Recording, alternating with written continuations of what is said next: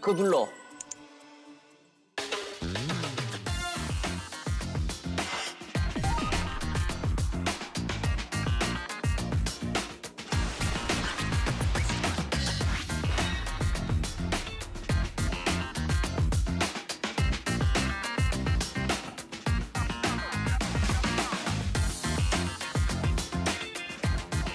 네, 안녕하세요. 손수 변호사입니다. 손수 변호사님, 오랜만입니다. 안녕하세요. 프로파일러 배상훈입니다. 상 프로파일러, 나 너무 좋아해. 네, 오늘 소개할 첫 번째 사건은요. 치매 노인에게 접근해서 위장 결혼을 하고 또 무려 90억 원에 달하는 재산까지 꼴꺽한 사건입니다. 60대 꽃뱀의 기막힌 사기극인데요.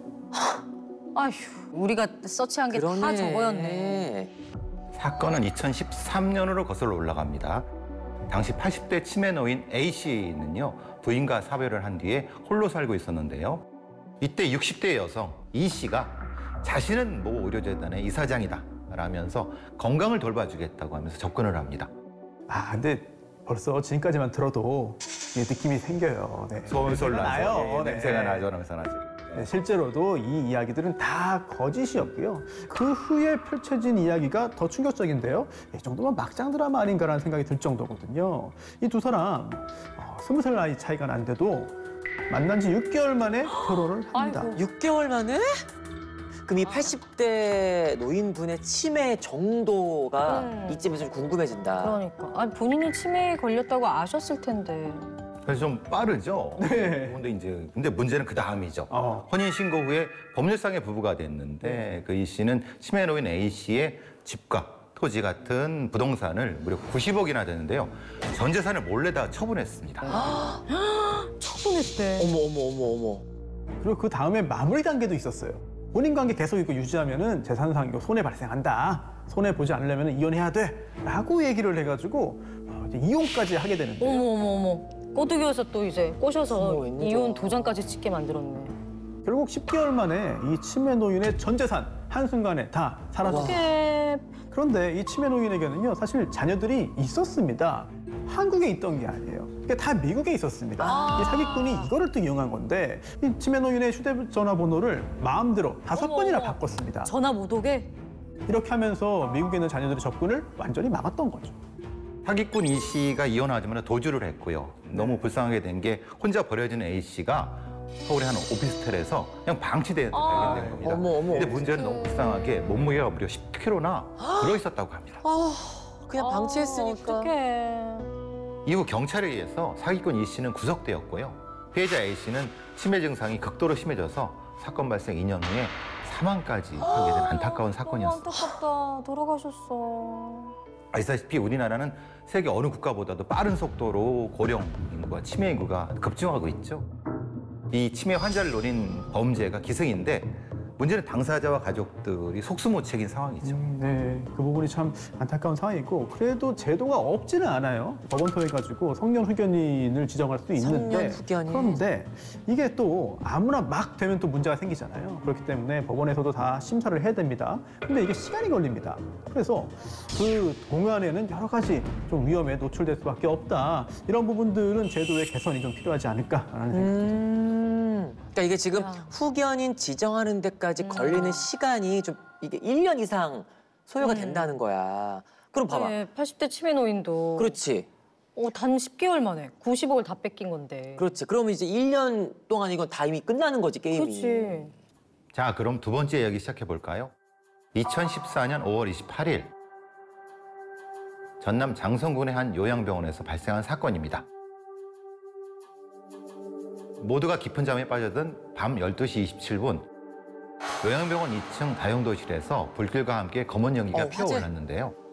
신고 접수 4분 만에 소방대원들이 도착해 진화 작업에 나섰고 24분 만에 불길이 완전히 잡혔습니다. 다행이네. 다행이다. 그래도 화재 진화는 빨리 이루어졌는데 그런데 피해자가 너무 많았어요. 무려 21명의 사망자 그리고 8명의 부상자가 발생합니다. 왜? 이렇게 삽시간에 비극이 벌어진 이유 이것도 좀 먼저 좀 체크해봐야 될 것 같아요. 일단 요양병원의 환자들은 대부분의 고령이죠. 그렇죠. 신속히 대비 못하고 실제로 야간 같은 데는 이거 유도를 해드려야 되는데 그렇죠. 누가 유도를 해드리겠습니까? 아하. 거기서 이제 유독가스에 노출돼서 변을 당한 것으로 보입니다. 예. 그러면 도대체 이렇게 자정 넘어서 다 잠든 시간에 대체 왜 여기서 화재가 발생했냐? 그래요, 왜? 이것도 찾아봐야 되는 거잖아요. 이유가 왜? 사실 현장에선 라이터가 발견됐는데요. 그 라이터의 주인은 바로 치매 환자였던 80대 노인이었습니다. 어머. 방화예요.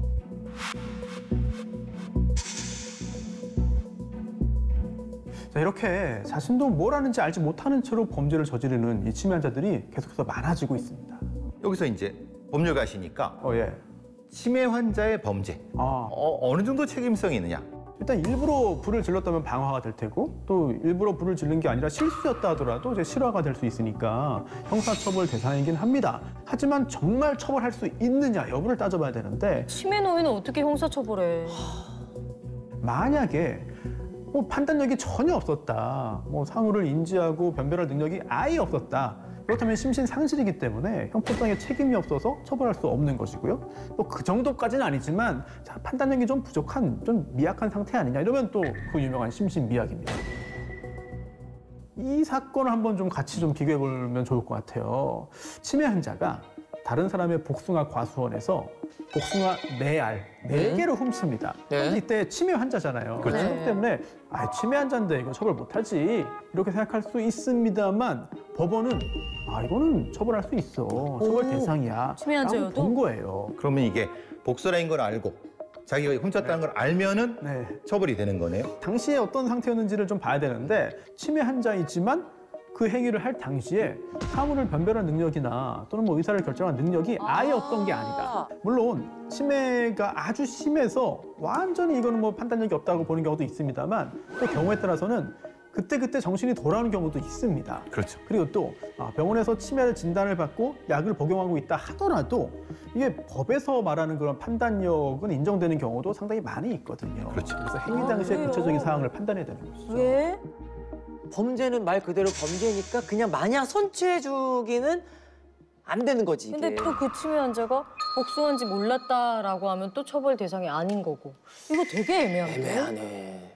자, 그럼 오늘의 마지막 사건을 얘기해 주시죠. 네, 마지막 사건인데요. 2014년 한 70대 노인이 다른 70대 노인을 살해하는 사건이 벌어졌습니다. 어머, 이거 너무 큰데? 왜요?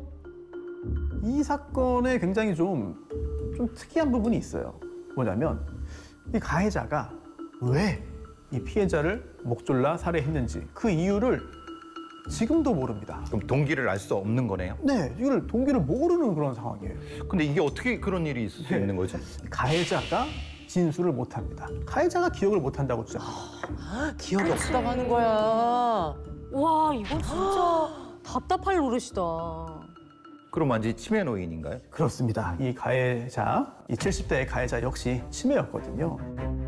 하지만 물론 살인의 정황은 분명히 있었습니다. 이 가해자가 지팡이를 들고 이 병실 바닥 그리고 창문 이런 걸 치는 이런 이상 행동, 폭력성을 드러낼 수 있는 그런 행동들을 보였고요. 폭력성이 있었어. 치매의 양상이 다양합니다만 뭐 공격성이나 또는 폭력성이 이게 잘 조절이 되지 않는 그런 형태의 치매 환자도 있잖아요. 그런 경우에는 본인이 기억하지 못하는 상황에서도 다른 사람에게 이런 심각한 공격을 할 수 있죠. 사실 학습 능력이나 기억력에 문제가 있어서 말씀을 못 하시거나 이런 공간 감각, 방향 감각, 우리가 진압력이라 그러죠. 보통 배회하다가 그렇죠. 발견되는 왜, 집 맞아, 나가서 보통 이렇게 막 배회하잖아요. 저런 게 그렇죠. 일반적인 거잖아. 헤매고. 산에 막 그런 올라가고. 경우는 있지만 그렇지. 실제로 공격성이 있는 경우는 아주 드물거든요. 근데 이 경우가 그 경우 같다는 생각이 들어서요. 예, 요즘에 문자 메시지가 이제 와요. 그렇죠, 예. 실종 뭐 아동도 있습니다. 요즘엔 실종 노인이 훨씬 더 많은 거 저도 같아요. 하루에 맞아요. 2건씩. 네. 진짜 맞아. 그러니까요. 겨울에는 동사 위험도 있고요. 그렇죠. 또 여름철에는 뜨거운 땡볕에서 돌아다니다 보면은 결국은 생명에 맞죠. 심각한 위협이 발생할 수 있는 맞아. 거죠. 그럼 탈진해. 실제로 2023년도 통계를 보면은요, 실종된 치매 환자 중에 무려 83명이 안타깝게 사망한 상태로 어머, 발견됐다고 어떡해. 합니다. 글쎄 말입니다. 이게 참 안타까운 부분이 분명히 존재하네요. 예. 예. 자, 변호사님, 우리가 지금까지 몇 사건을 했는데 어떤가요? 이런 거 전체 보면서. 네, 안타깝게도 굉장히 계속 늘고 있고요. 그리고 또 추정에 따르면요, 2050년쯤에는 전체 치매 환자가 무려 315만 명까지 늘어날 것이라고 왜 이렇게 자꾸 합니다. 아이고, 인구가 많아져서 그런가? 굉장히 좀 걱정되는 부분인데요. 환자 그리고 또 돌봄 가족을 위한 이제 사회를 위한 각종 예방 교육이 필요할 것으로 보이고요. 특히 그 무엇보다도 우리의 뇌 건강을 위한 노력 또한 절실할 때입니다. 우리 모두 관심이 필요한 때 같습니다. 네.